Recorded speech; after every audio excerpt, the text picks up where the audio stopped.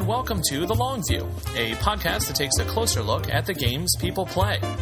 This podcast is hosted generously by 2d6.org, a wonderful website to go to for all sorts of board game news, reviews, and commentaries. That's www.2d6.org. The Long View is also generously sponsored by GameSurplus.com, one of the web's premier board game retailers. Thor and his family will be happy to try and meet all of your board gaming needs. Whether it's the newest hotness or a hard-to-find import, you can find them at GameSurplus.com. My name is Jeff Gamble. I'm going to be your host today. And today I'm pleased to be joined by Martin Griffiths. You might know him as QWERTY Martin on Board Game Geek. And the subject for our show today is going to be a rather old game, but a game that has certainly seemed to have stood the test of time, and that's the game of Tigris and Euphrates. This is a game by Reiner Knizia. It is a abstract, I would say, we'll see if Martin disagrees with me in a moment here, game of sort of civilization conquest set in the ancient kingdom of Mesopotamia. It plays from 2 to 4 players, and it involves placing tiles on a board, each of which is tied to a specific type of resource, or I kind of think of it more than resources as an area of civilization, perhaps the leadership of the civilization, the agriculture of the civilization, the religion of the civilization, etc. And each of these sort of spheres of civilization, which we'll discuss in more detail later, forms sort of your particular civilization on this map. And once these civilizations kind of come into contact, or when these civilizations are visited by pieces from other players, all sorts of interesting things can happen. This game has been around for quite a while. It has recently, I think, gotten a slight boost in popularity from its release on the iOS platform. And I thought it would be a nice idea to talk with Martin about this, and I want to thank you for joining me. So, Martin, hello, and welcome to the podcast, and thanks for joining. Oh, hi, Jeff. Thanks for having me. So one of the things that, I was kicking around, I saw that some people had started a discussion thread for the Longview podcast, which, personally I kind of found really neat, kind of flattering. I really appreciated it because it was showing me some things that people wanted to see. You were very active on that thread talking about different types of games that you might want to see a podcast episode about. And one of the ones that came up was Tigris and Euphrates. And this is one that, I've since learned from speaking to you is one of your favorite games. So I'd like to start off, the way I usually do, which is what first attracted you to the game? What is it that caught your interest? Why do you think it was something that you wanted to play? Oh, well, I think I first played it in the beginning of 2009, I think. And obviously it had been around for a long time before that. It came out in 1997. I only really got into the hobby in 2007, 2008, and I'd been doing what we all do when we start out, checking out the Board Game Geek rankings, and there's this game, Tigris and Euphrates, always seems to be quite high up there. In my first year or two in the hobby, came across quite a few games by Reiner Knizia, and really enjoyed them. I started to feel that he was a designer that I really liked his style, and Tigris and Euphrates was seen as being his masterpiece, I guess. So it was one that I was very interested in playing, but it was out of print at that time, and quite hard to get hold of.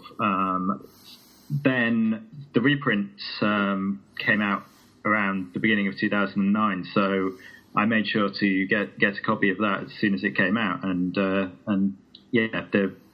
I've gone from there really, with it becoming fairly quickly one of my favourites, and now I would say definitely my all-time favourite game. So you said that you had explored a few of Dr. Knizia's games. For those who might not be familiar with Reiner Knizia, he's one of the more prolific game designers out there. I think probably the most prolific, yeah. Yes, yeah. Some have kind of likened him to the Stephen King of the gaming world. Very prolific, always putting something out. Sometimes, maybe just a slight retheming or re-implementation, but often some new ideas seem to pop up. What is it about his games? I actually met a gentleman by the name of Ken Shota. Ken, if you're out there listening, a few years ago at the WBC, and he was a totally dedicated kinesiaholic. I mean, he proudly told me that he had just about every game he had managed to hunt down that Reiner Knizia had ever put out, and loved his games. And, Reiner Knizia is one of those designers that seems to have a kind of a loyal sort of following in the same way that, one of my favorites, Martin Wallace, does. And so what is it about Reiner Knizia games you think that seems to strike that chord with you? Has there been anything that you can identify?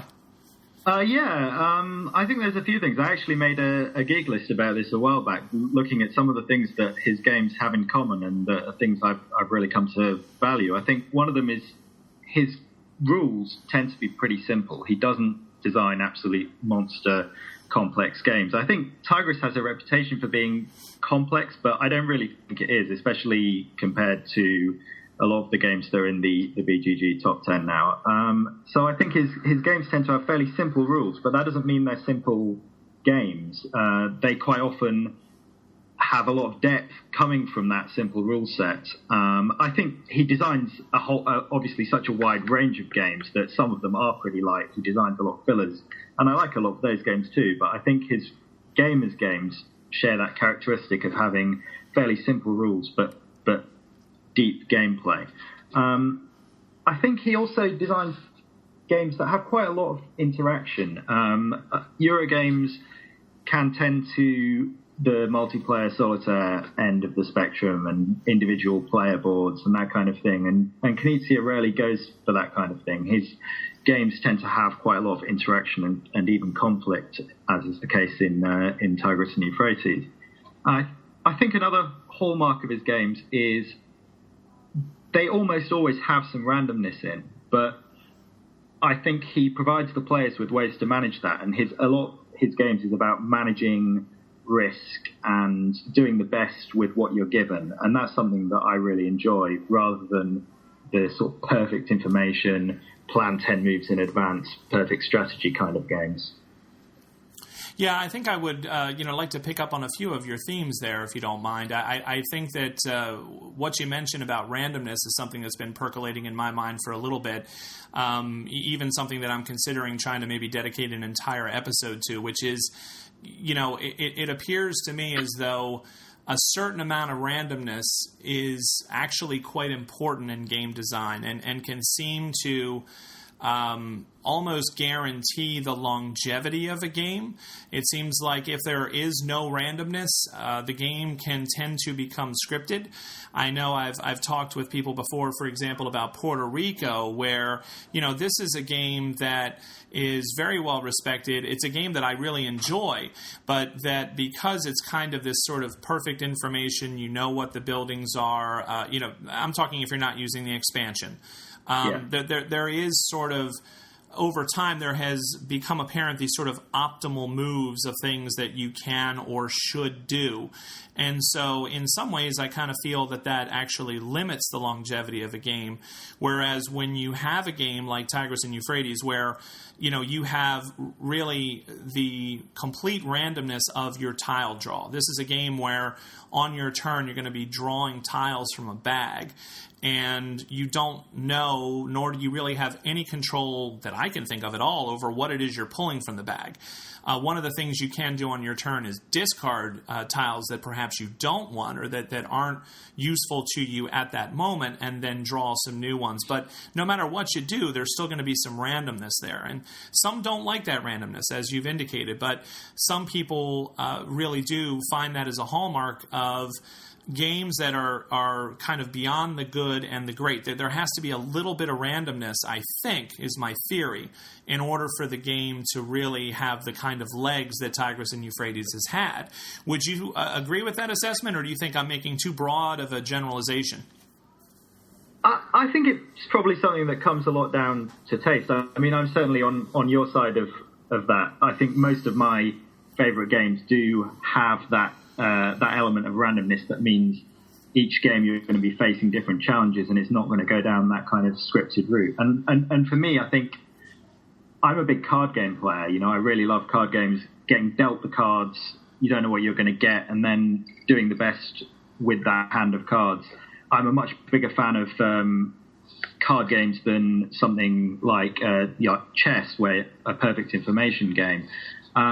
So yeah, for me, I think definitely that randomness is important. But I guess there are people who kind of feel completely the opposites of that, and they can go really deep into those games where all the information is there, and that's what they enjoy, is being able to plan 10, 20 moves ahead, and that's fine. But yeah, I mean, I'm with you. The randomness is very important for me. Yes, that's something that I'm inclined to continue to maybe try to explore, see what maybe some listeners have to say about that balance between randomness and information, as to, is there maybe that kind of perfect mix or some kind of a ratio that maybe we can try to discern over time as gamers to try to figure out what might be the best mix of randomness and predictability, that balance between the perfect information and the randomness. The other thing Right. I wanted to pick up on is you mentioned the interactivity in Tigris and Euphrates, and I think for a game that really has gotten quite the reputation as being kind of abstract and abstracted, it really does have a tremendous amount of interaction, at least in my mind. I mean, I just played Ora and Labora with my wife last night, and that's a game that I enjoy. I think I probably would rather play Le Havre, but it is a game that I enjoy. But there's not a lot of, again, it's a Euro game, like you said. You kind of have your own little world. There's some interaction. You can utilize each other's buildings, which are kind of like give you the opportunity to either gain new resources or convert resources into things that are more valuable in that game. But there's not real conflict in those games. And I think that the level of interaction and conflict in Tigris and Euphrates is something that sets it apart.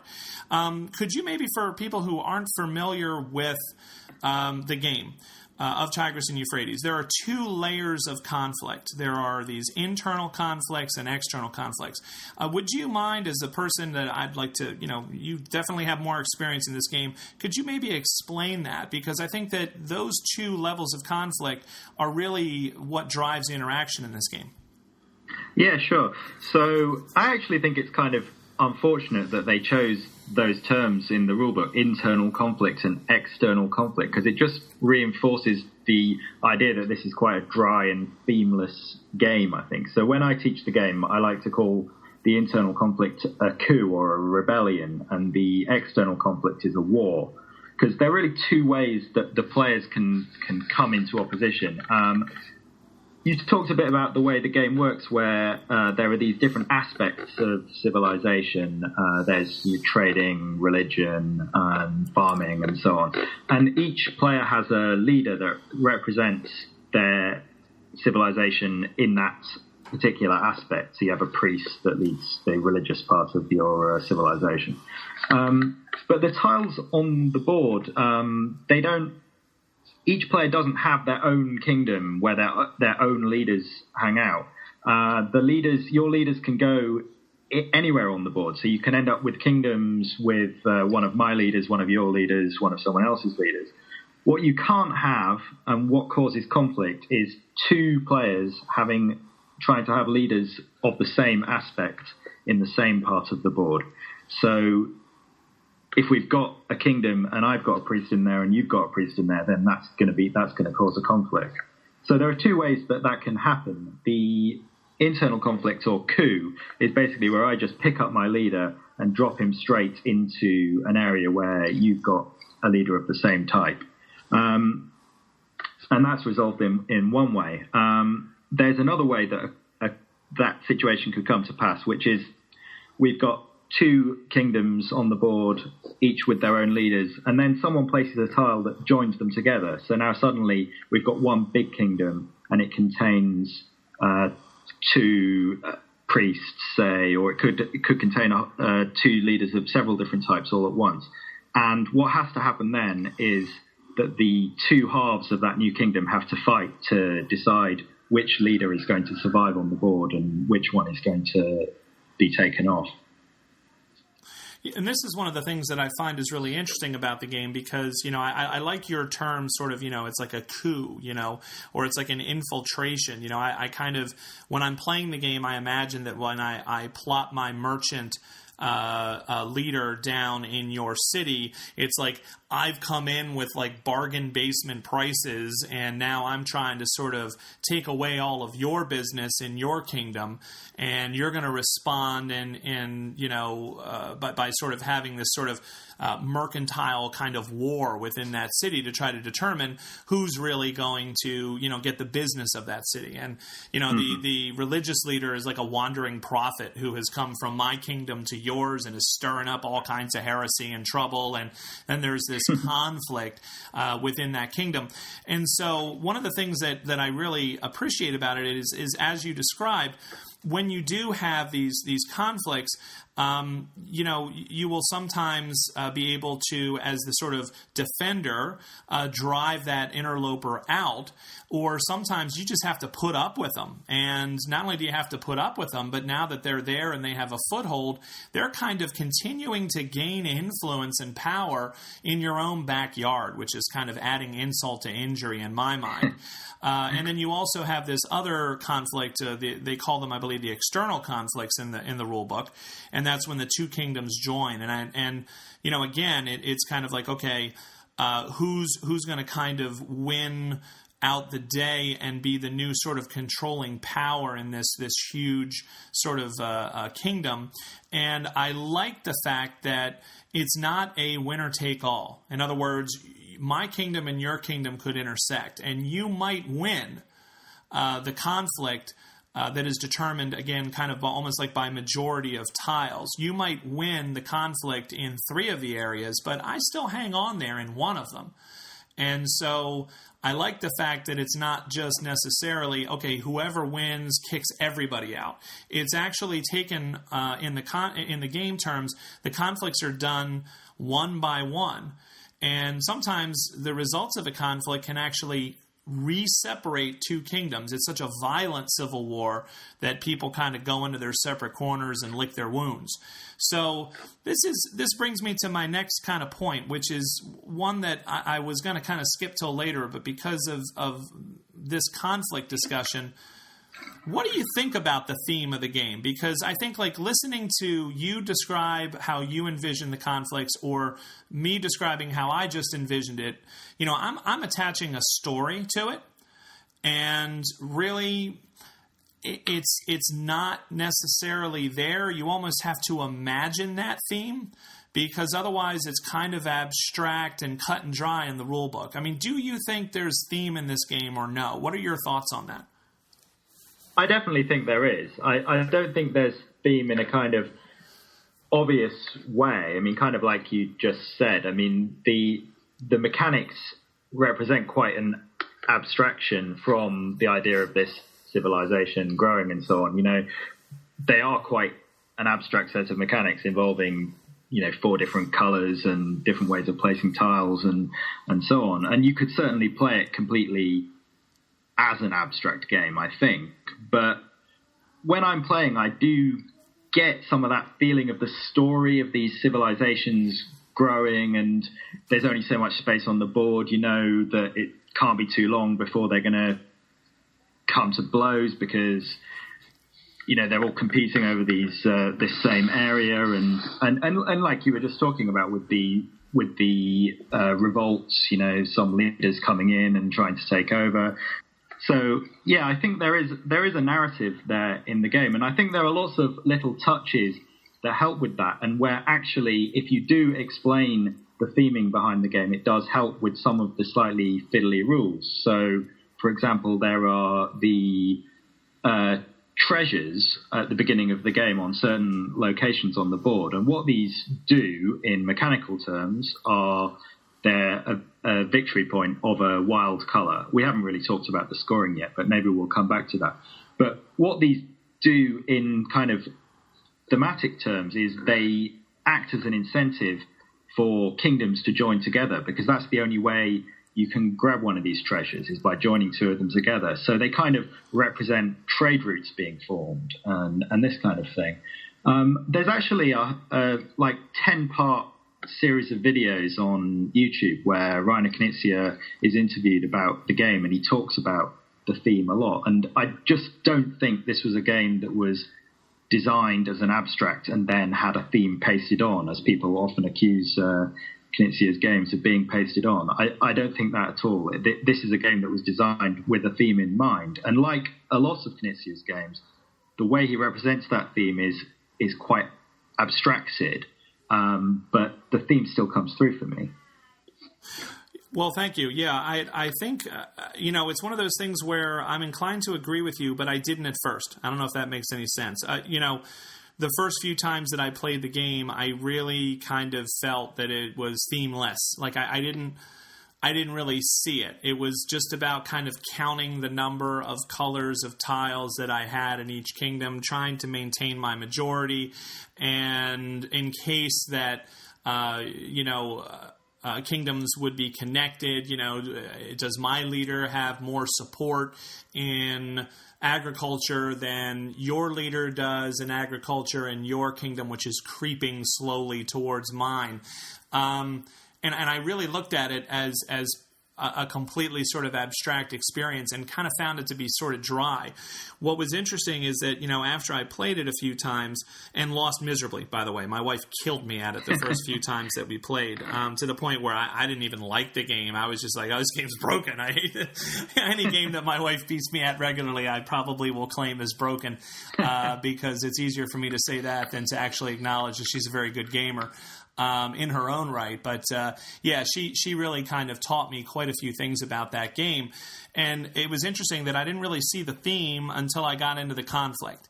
I think I played it wrong and that I was trying to turtle.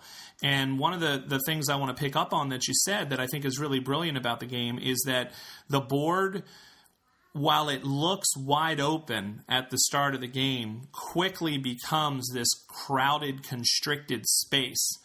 And, you really cannot turtle in the game. And I don't think the game was designed for you to turtle.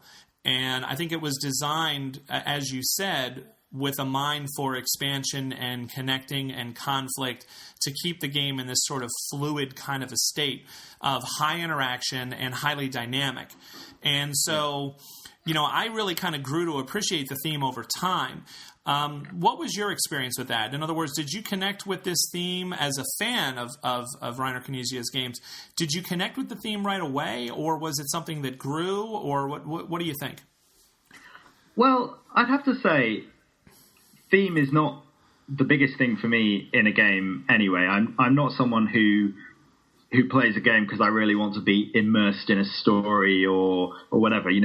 I think the mechanics are more important to me than the theme. But then there's this thing where I still don't really like to play a lot of complete abstracts. And maybe that comes back to the randomness thing, because a lot of the abstract games are also perfect information games. But I do like to have some sort of theme.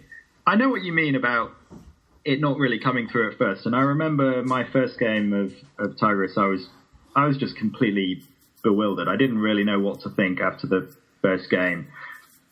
It takes at least that whole first game just to sort of get a grip of how the mechanics actually play out and what taking certain actions is going to do in terms of the way the board changes and why you would be doing certain things. And I guess I didn't really think much about theme at all at that stage. So yeah, I think it's something that has grown over time, and it was interesting watching those videos as well to see Knizia talking about the theme, and then as I played it more, you sort of appreciate all the little touches that are there with things like a civilization can build a monument, and that's a really cool thing to have because it spits out victory points every turn, and it's like this great wonder the civilization is built, but it also weakens that civilization because the tiles you play to turn into a monument can no longer be used to defend you in wars. And, that kind of represents the fact that putting all this effort into building a monument and that aspect of civilization has taken away the effort that you could have been putting into military defenses. So I think that's another little thematic thing that you don't appreciate at first. Right, and I think you're right. We probably should talk about scoring because when I think about Tigris and Euphrates and this particular game design, I think about the scoring system. I mean, this is a scoring system that I kind of have come to think of as distinctly, uniquely Kinesia. There are these different colors of tiles that we've referenced for those who aren't familiar with the game, and basically, if you have a leader on the board. Somewhere in some kingdom, and he is in that kingdom. There are tiles of that color. You are going to be able to gain these little kind of scoring cubes for yourself. Okay, so not for that particular kingdom, but for yourself as the player. You have these different leaders. Sometimes they're all in your kingdom. Sometimes they're spread out all over the board.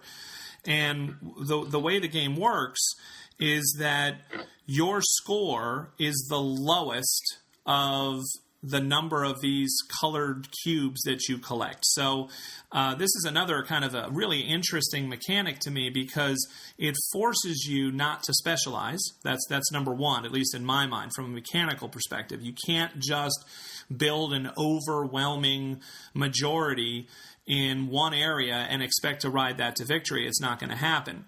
You're actually going to be judged based on your weakest area, which I think is really kind of brilliant. That was, to me, you talked earlier about the fact that you think that the simplicity or elegance of the rule sets in a lot of Reiner Knizia games is something that is attractive to you. And this is one of the things that I really appreciate because rather than having this sort of weird, obtuse rule set with all of these, exceptions and subsections about scoring and how you get points, it's quite simple.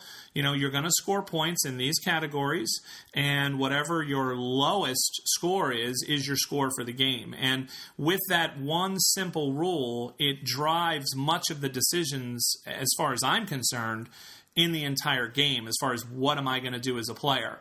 Because it's not going to behoove me to continue to collect red cubes if I've got 12 red cubes and I've only got 3 green. My weakness is green, and I got to find a way to bump up green or I'm more than likely going to lose the game. And, this is where those monuments come into play too, because monuments are wonderful. They spit out, as you said, these automatic victory point cubes, and every monument is made of 2 different colors.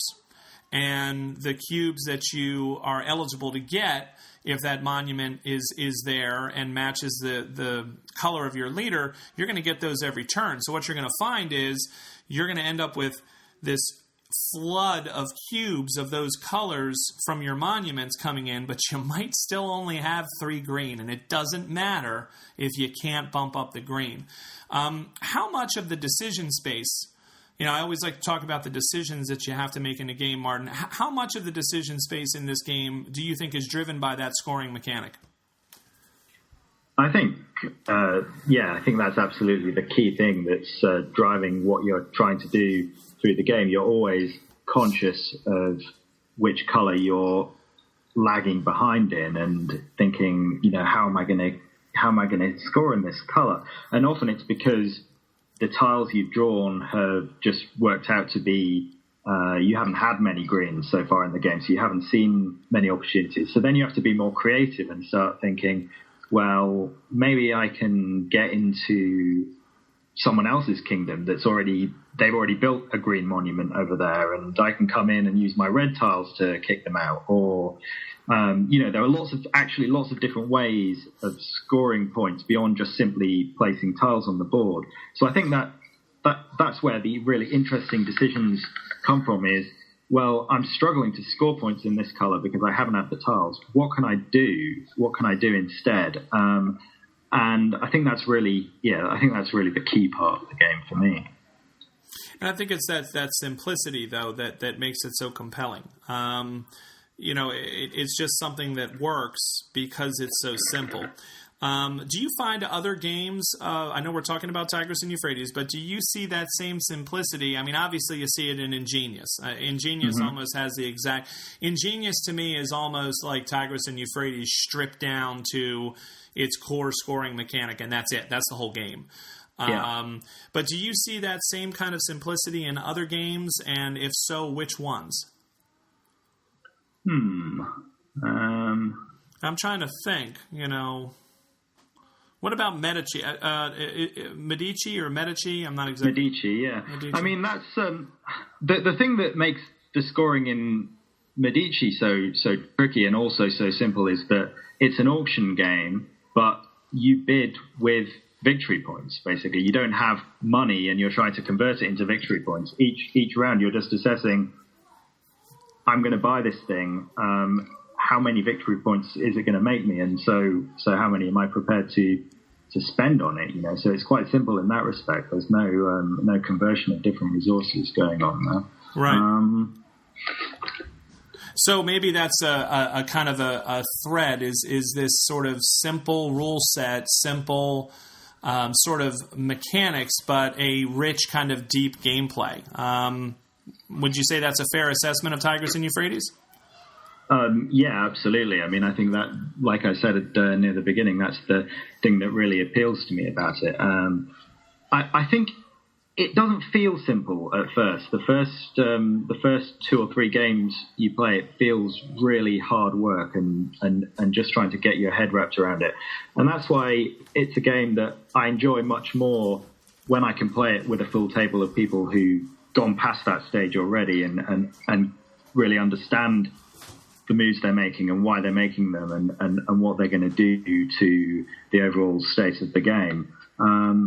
But yeah, I think once you break through that initial steep part of the learning curve, there's just so much replayability there because of the randomness and just the different way the board will build up each time.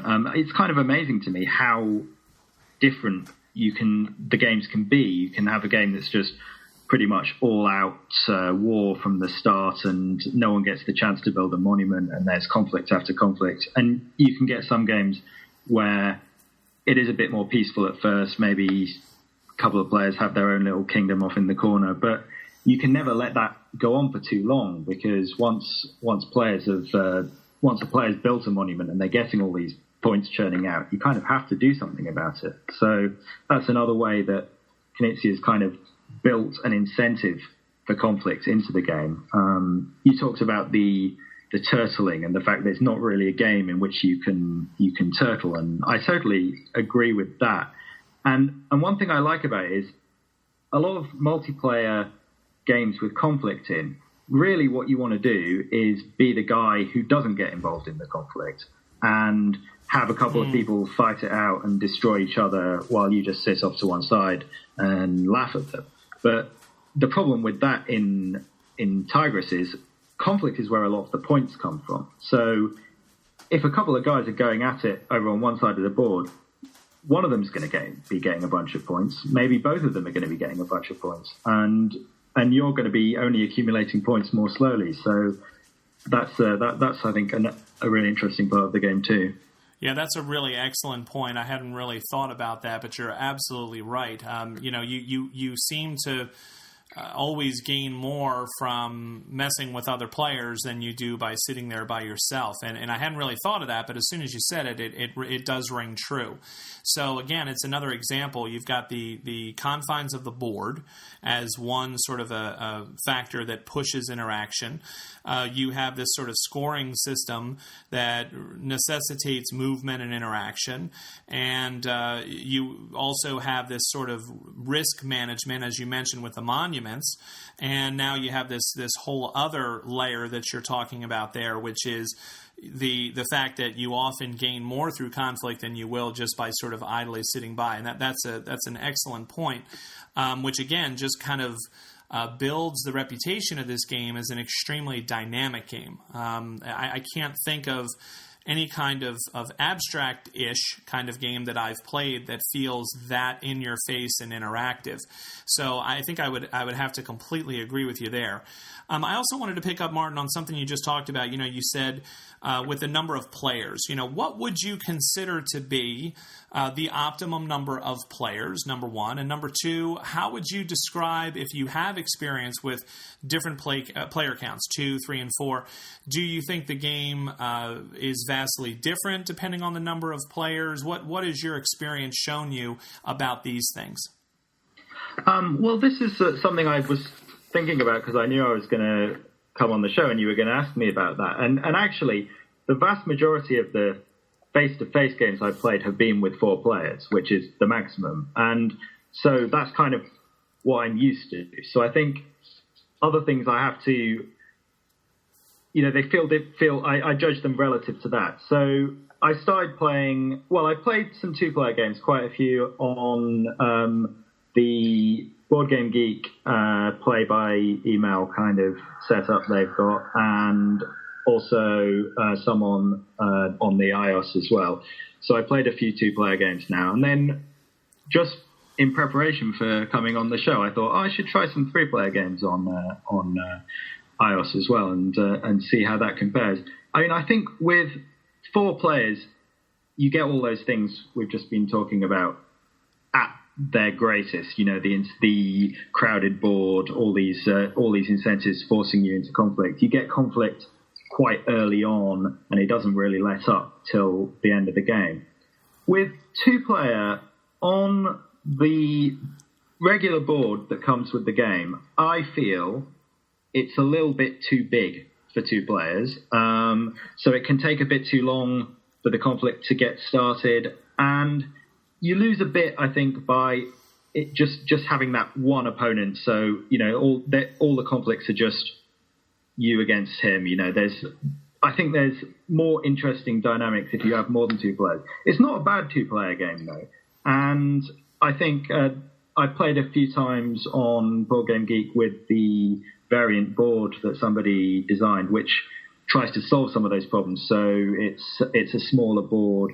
You take some tiles out of the bag at the start of the game too, because that's another one of the ways the game can end is by the tile bag running out. And the 2-player games I've played with the regular board and the full tile bag sometimes feel like they just go on a bit too long. Not in terms of just time spent playing, but in terms of the arc of the game. It feels like sometimes it goes on past the stage at which it's already fairly clear who's won.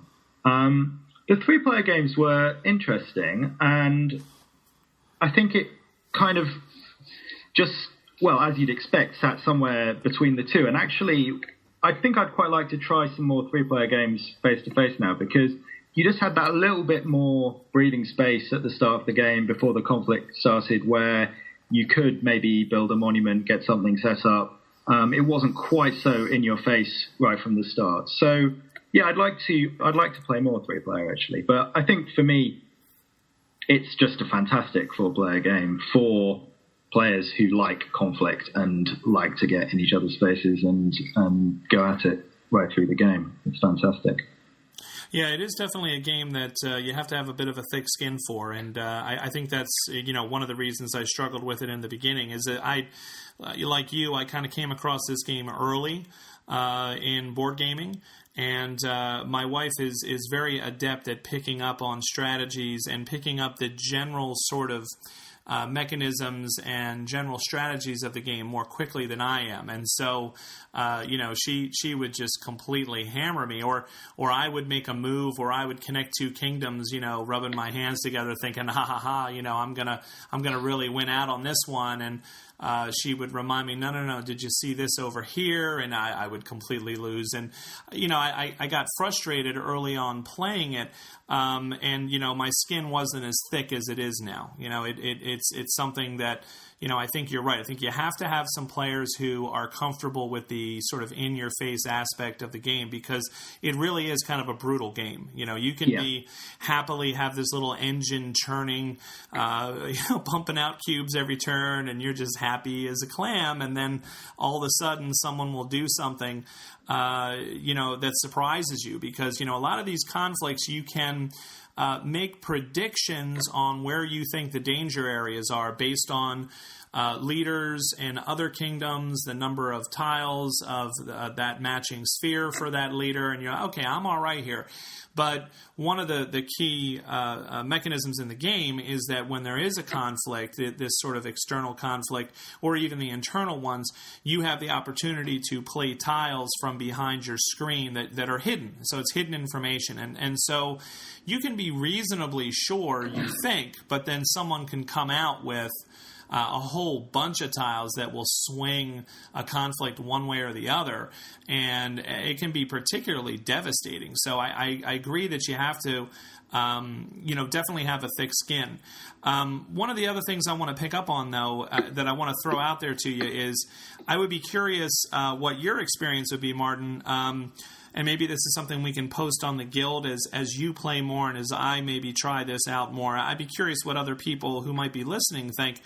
This is one of the only conflict games, though, that I can think of. Heavy interaction, built around conflict, where you can play a 3-player game and it doesn't ever feel like it's the beat up on the leader thing. A lot of 3-player games that have a lot of conflict seem to fall into, this is what, Martin Wallace has talked about extensively and has tried, I think, to deal with on many occasions, is when you have conflict in a 3-player game, there does seem to be this tendency to say, oh, well, Sarah's in the lead, so why don't you and I work? We'll knock her down a few pegs, bring her down.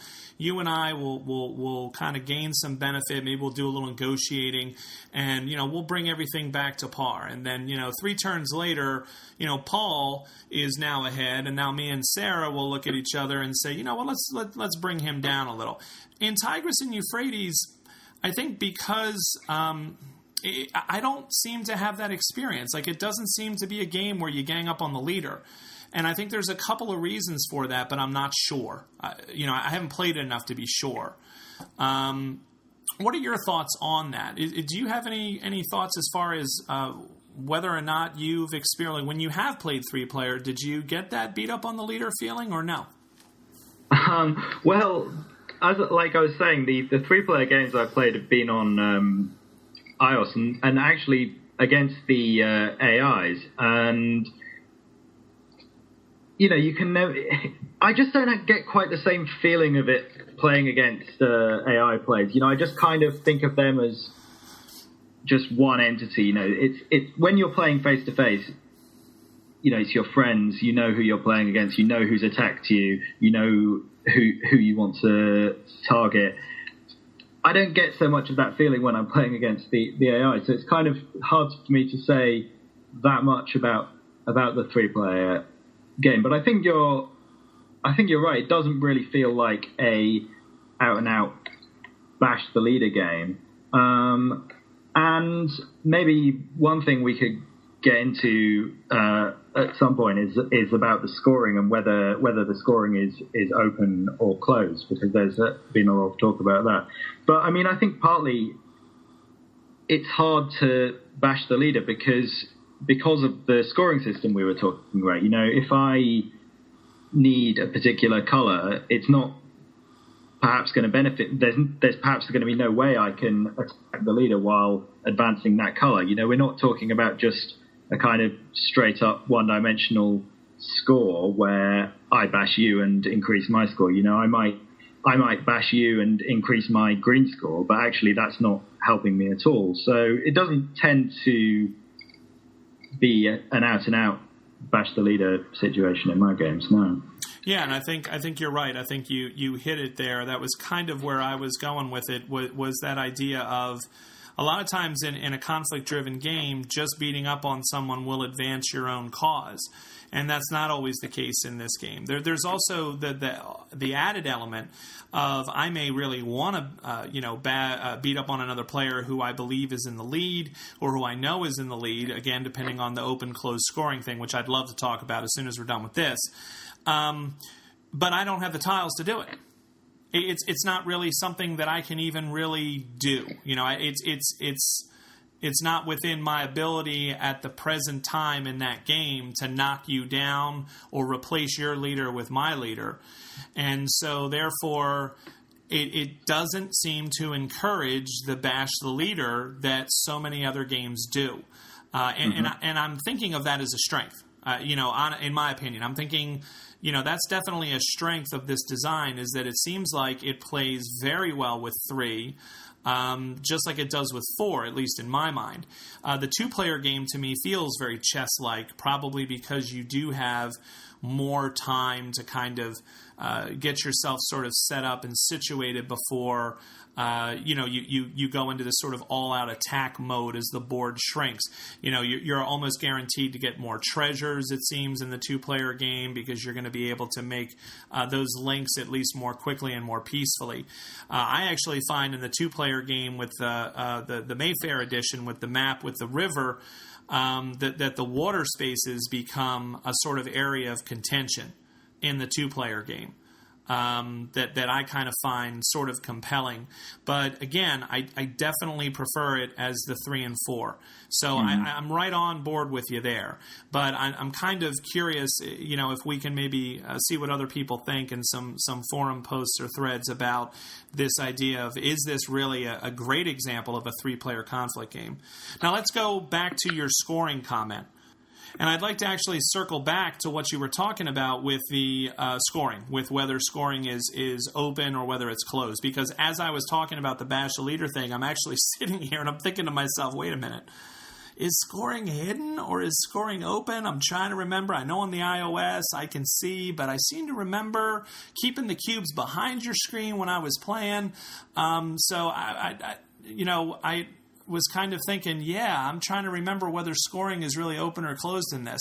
What do you feel about the scoring? What's the optimal way to do it, do you think, in your opinion, for Tigris and Euphrates, open or closed? I played most of my face-to-face games, almost all of my face-to-face games, with closed scoring, because that was what was in the rulebook. That's the way I learnt the game. That's the way I've been teaching the game.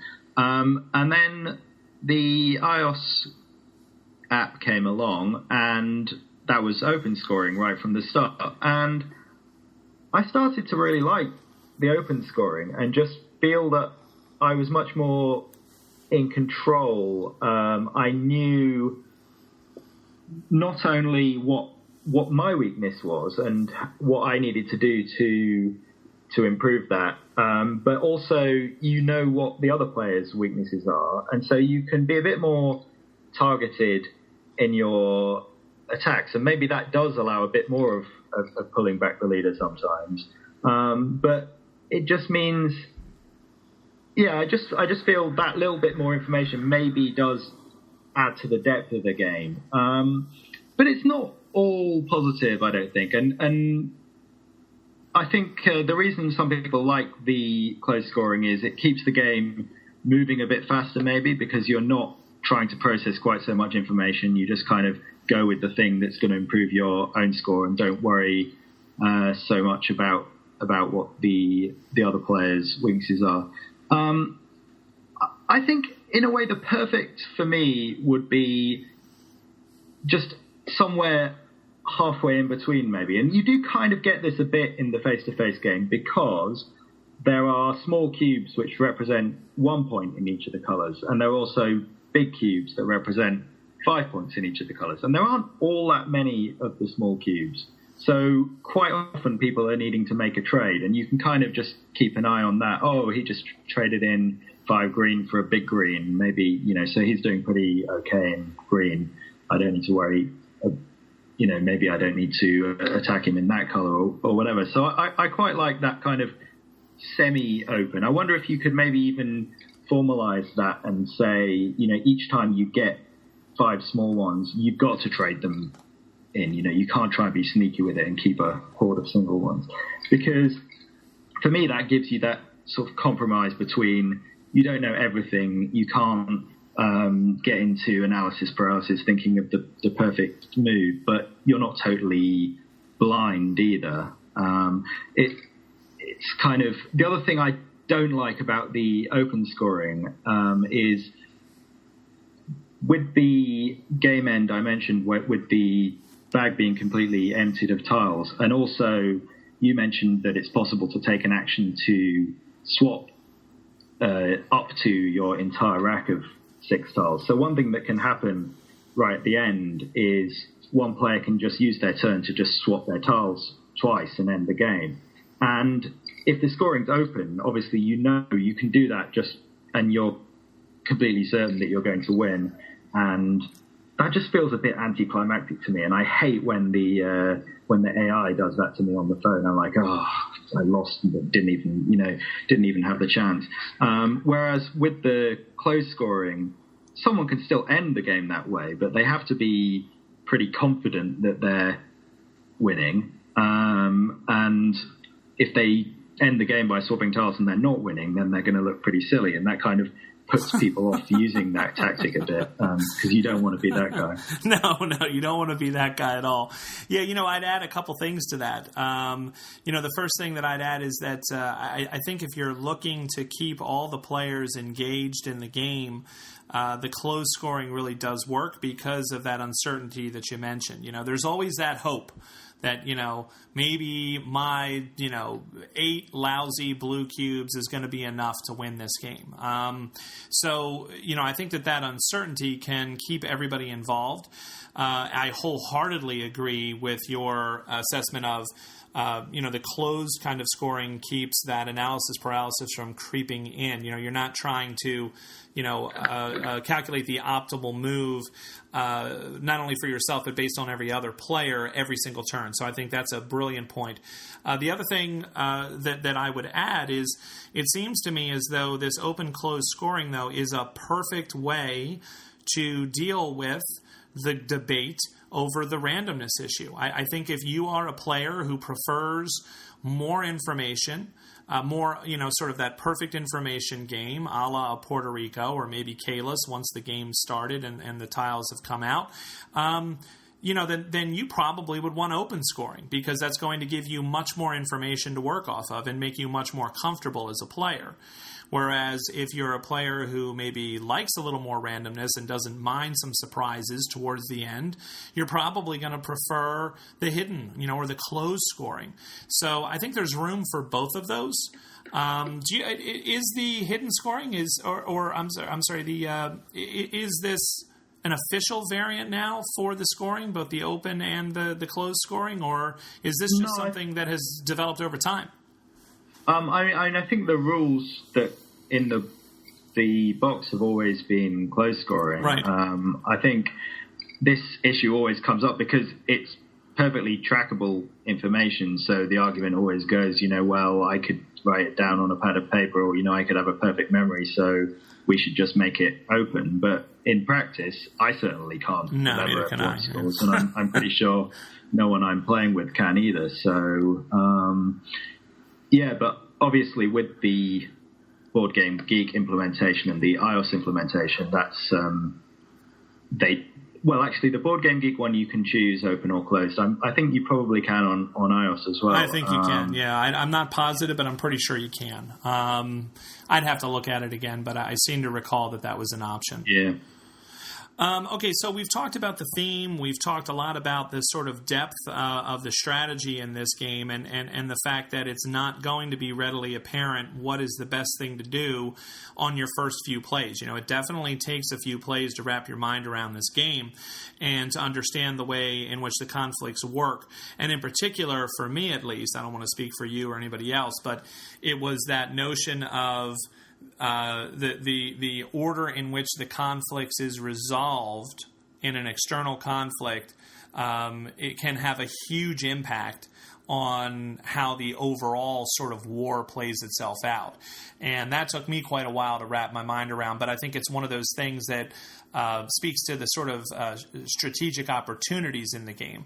If you can manipulate that in the correct way, you can kind of get in there and get yourself involved in a war that's going to do you some good, but also get you out of there and separate those kingdoms before you have a lot of harm come your way from your opponent. So I really appreciate that part of the game. But let's talk a little bit more, if you don't mind, just for a couple minutes about the randomness, because one of the criticisms of the game is the randomness of the tile draw. And I have to be honest, as much as there are things about this game that I like, the tile draw can be maddening. It can be truly just maddening because you can even basically spend your whole turn swapping out your tiles, which, to my mind, I could be wrong, and if I am, I'm hoping you'll tell me. I have a feeling. I don't know if it's suboptimal, but it feels suboptimal to me. It's like I only get to do a couple things, and for one of them to be just flush tiles in order to pick some others and hope I get lucky and get something that I really want almost feels suboptimal to me. So I don't do it as often, maybe as I should. I don't know. I get that frustration that people are talking about in the randomness of the game. What do you feel? I mean, I know we both in principle agree that randomness can keep a game fresh. But in this game, the randomness can have just such a huge impact on it that it can be off-putting. What are your thoughts on that? I would say, I agree with you that swapping all your tiles, it's definitely suboptimal. You don't want to be doing it if you can possibly avoid it. I try not to do it more than a couple of times in a game, certainly. I would say the number one thing I've learned that's made me better at the game as I've played it more is finding ways to cycle your tiles as much as possible without actually having to take the swap tile option. And what I mean by that is what you really want. Although the balanced scoring system might indicate that you want a tile rack that's got kind of every color there and you've got opportunities to score in each of the different colors, that's actually not what you want behind your screen at all. What you really want is an asymmetric distribution of tiles. You want like 4 or 5 of the same color, because that is power, because you have strength that the other players don't know about, and you can use that to find somewhere on the board to exploit those tiles and go and win a conflict that you, by rights, they would think you shouldn't be winning that. So, you might dump your green leader down in some little pokey kingdom next to this guy's big kingdom, and he tries to wipe you off, and then you reveal all these tiles from behind your screen, and suddenly you're the one with the 5 green points, and that's a great thing to pull off. So I think what you want to do is find opportunities to use a bunch of tiles at once, and what that means is that you're drawing more tiles over the course of the game, and the more tiles you draw, the more that you're giving yourself that opportunity for the randomness to even out. So I would say that the game is about managing that randomness, like a lot of Knizia games are, and what you need to be doing is just drawing more tiles and trying to get those asymmetric opportunities and then exploiting them. Excellent. Well, thanks for that insight, because that's something that I think I've tried to do in practice, as far as getting that sort of what I feel or hope is going to be this overwhelming force behind my screen. But the problem is that I really need it in blue, and all I get is black, or all I get is green.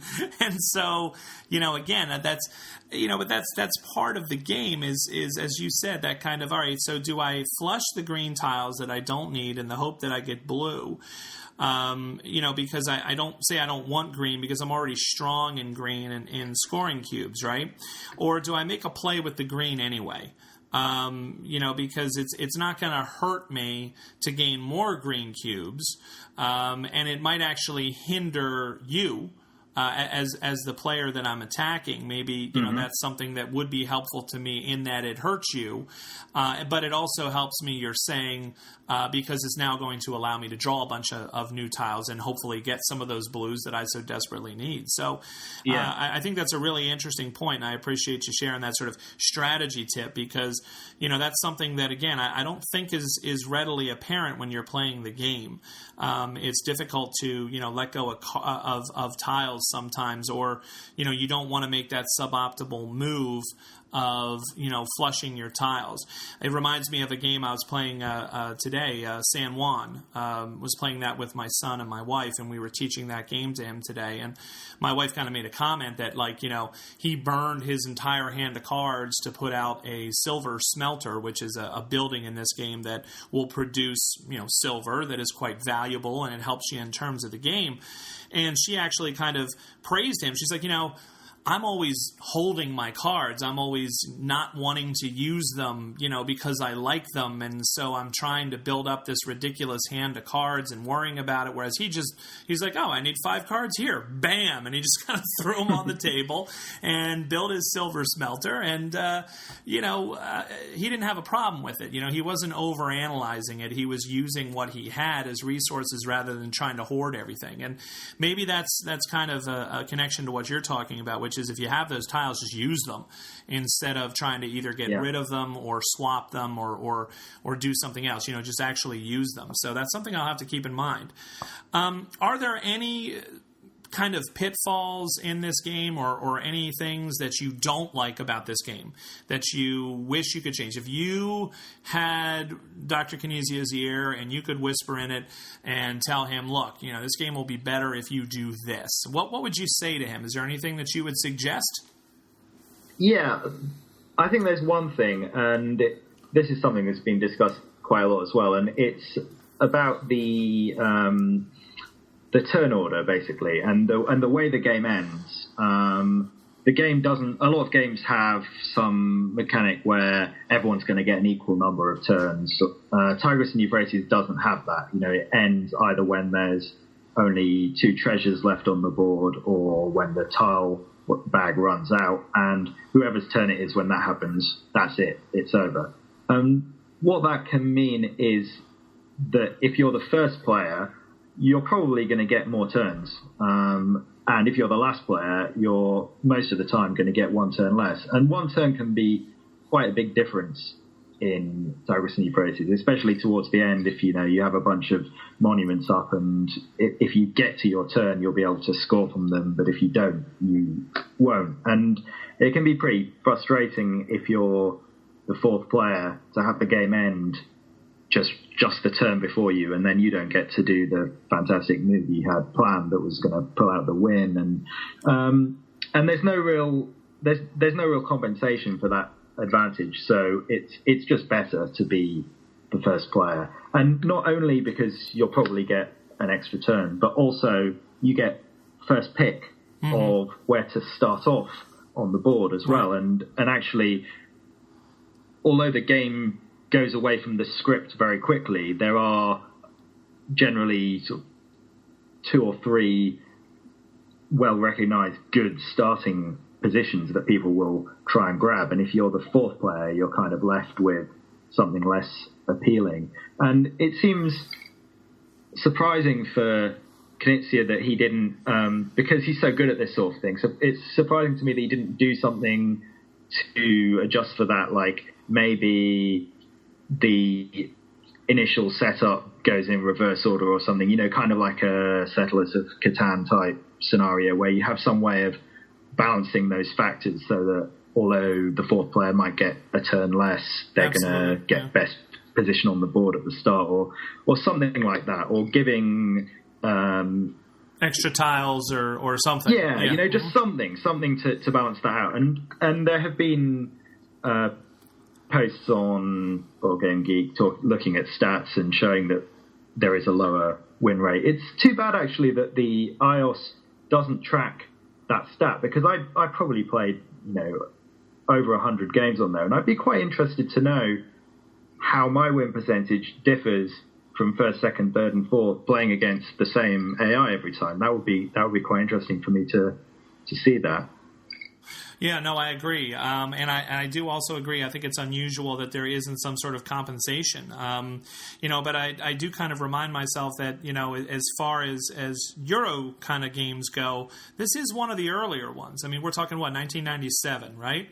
Mm-hmm. And I kind of think of, like El Grande, which I believe was 1995. I mean, these these are sort of the games that, we sort of look to almost as granddaddy sort of games, the elders that so many games have been based on.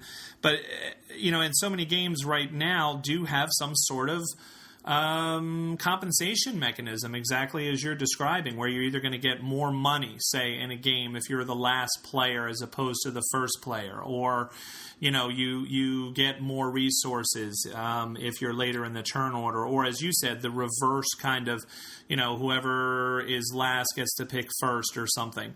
And I am surprised, you're right, that there's really nothing that can be done to mitigate that. It would seem to be, in game terms, relatively simple to try to address that, and I think it could very easily be addressed by either tiles or actions. I think, for example, of innovation, where in innovation the first player only gets one action instead of two. And even if you did something like that, where, the first and second players only get one action on the first round, but the, third and fourth players each get two, or, maybe some extra tiles or something of that nature, it would probably go a long way towards mitigating a little bit, at least, if not completely, that first player advantage. Because clearly there's something going on there with it, because there, as you said, there has been a lot of talk about it. There has been a lot, and I wish that you could track that. I think that's a really grand idea. And I wonder if it's something that he's considered. Other than that sort of first player advantage, last player disadvantage that you're talking about, to go back to that, also what you suggested, I think, is a very elegant solution as well, which is just make sure everybody has the same number of turns. And that would at least give the opportunity to those last players to make that either the game-ending crushing blow, or to have the last turn to try to do something, to pull out a win. I think that would be another way to try to address that as well. So I agree with you there. Is there anything else that you can think of? I often try to ask people, what do you attribute the longevity of this game to? Why do you think this game that was made so long ago, at least in modern board gaming terms, where it seems like if something's older than a year, it's yesterday's news. Mm-hmm. What makes you? What do you attribute the longevity of this game to?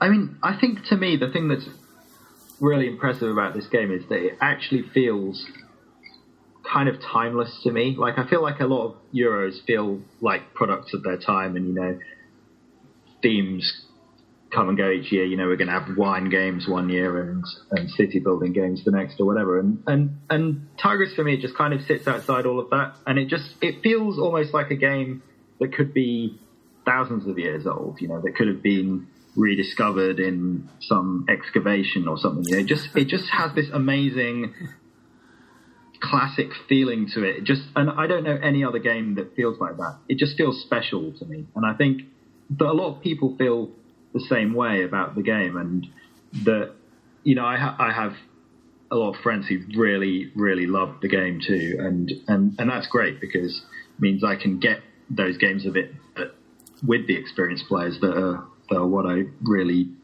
want the most. So yeah, I just think it's a really special game, and it's sad to me to see it slowly slipping down the ranks. I think it's down to like number 20 or something. It's 19. It's 19. Yeah. I'm looking at it right now, because as you were talking, I was looking it up and peeking at it. Okay. But still, when you consider it's 1997 and it's still the number 19 ranked board game, that's nothing to sneeze at. Oh, absolutely. That's an incredible accomplishment. But I would like to pick at that thread of what you said there, though, that this idea that it felt like a game that might have been found in an excavation somewhere in Mesopotamia or in India or whatever, and I think I agree with you there. And so what I'm trying to figure out is why. Like, why does it feel that way? And the only thing that pops into my mind is it goes back to one of the very first things you said about this game, which is the gameplay is quite complex, but the rules are not. The rules are very simple.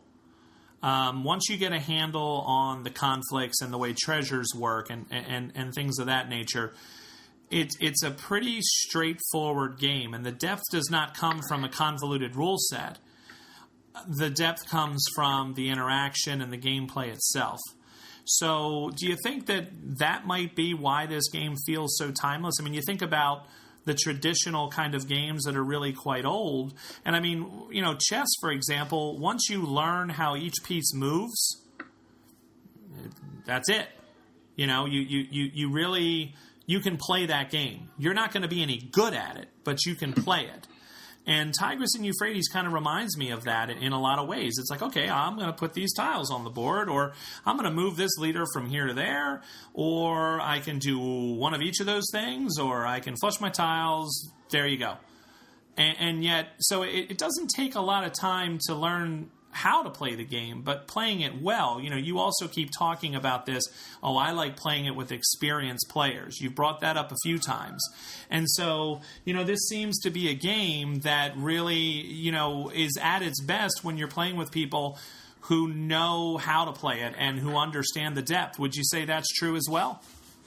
Yeah, definitely. I think, I played a game fairly recently where three of us had played before and we were teaching the other player, and it just doesn't feel the same at all because you're having to explain the different situations to them and maybe let them take things back, and they're just having, people need to learn the game and they're having that learning experience, but it's just a really different feeling when you just sit down with three or four players who know what they're doing. The rules are not a barrier anymore.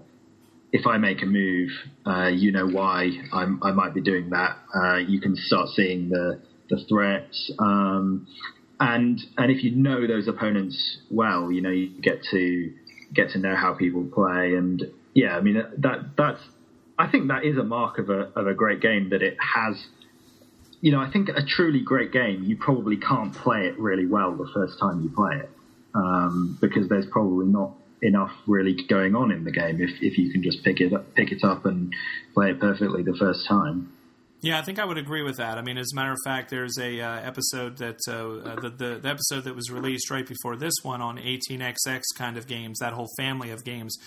Eric Brocious and Joe Huber, they were talking with me about the fact that it takes a long time to even really become competitive in those games, and that learning curve and sort of the experience of learning the game is valuable, number one, in its own right, in that, it's a journey. It's something that takes effort, and that for that effort, you get rewarded. I've kind of used that phrase a lot, of that return on investment. You get rewarded by becoming actually better at the game. And, they said the same thing you just did, which is if it's a game that anybody can sit down and play the first time and win, that maybe that does say something about the game. Now, it doesn't mean that it's necessarily a bad game. It just means that it might not be the most strategic, deep game that is going that's out there right now. And go ahead. I was going to say one more thing about playing with a mixture of experienced and inexperienced players as well, is that it can be quite frustrating, because actually the most experienced player isn't necessarily going to win in that situation, because until players understand what the conflicts do and how they change the board and how they scatter points around, they might end up starting a war not really knowing what they're doing, that gives a whole bunch of points to someone because they won that war that they weren't really expecting, and the whole system just gets shaken up a bit by having someone just not quite understanding the consequences of their actions, where once everyone has seen the way those conflicts play out and got to grips with it, you won't get that so much. So you won't, for example, get someone starting a conflict between two other players that gives a bunch of points to one of them in a color that they were really struggling with, or something like that. So I think it's a better game once everyone understands the consequences of their actions. All right. Well, First thing, Martin, I want to thank you very much for joining me for this episode of The Long View, discussing Tigris and Euphrates. I appreciate you sharing your insights and your strategy tips, and the reasons why you think this game is such a winner and why it's enjoyed the longevity that it's had. And I want to thank you very much for taking that time with me today. Well, thanks very much for inviting me, Jeff. I've really enjoyed it. Not a problem at all, and hopefully I'll get a chance to chat with you again in the future, and hopefully to those people who are out there listening, if you have any thoughts about the issues we've brought up, open and closed scoring, for example, and optimum number of players and beat up on the leader syndrome, I would encourage you to come to either 2d6.org, the generous host of the Longview podcast, and post your comments or suggestions or ideas there, or you can always, of course, follow us on the Guild on Board Game Geek. I also want to mention, I think it'd be remiss if I didn't mention the other generous sponsor of the Longview, GameSurplus.com. You can acquire Tigris and Euphrates, the double scenario edition, right now. Thor has it in stock. You can find them at www.gamesurplus.com, one of the web's premier online board game retailers. Thor and his family will be able to help you find this copy of this game, and maybe even the Tigris and Euphrates card game if you have a notion to try that as well. So be sure to check them out, and please mention the Longview if you do place an order. So, Martin, once again, I want to thank you very much for your time and for joining me, especially considering it's late your time. As we're recording this now, it's about 5 my time, which means it's around 10:30 your time, yes? Yep. So I'm going to let you go to bed, and I'm going to thank you once again. So thank you, Martin, and thank you all out there for listening. Good night.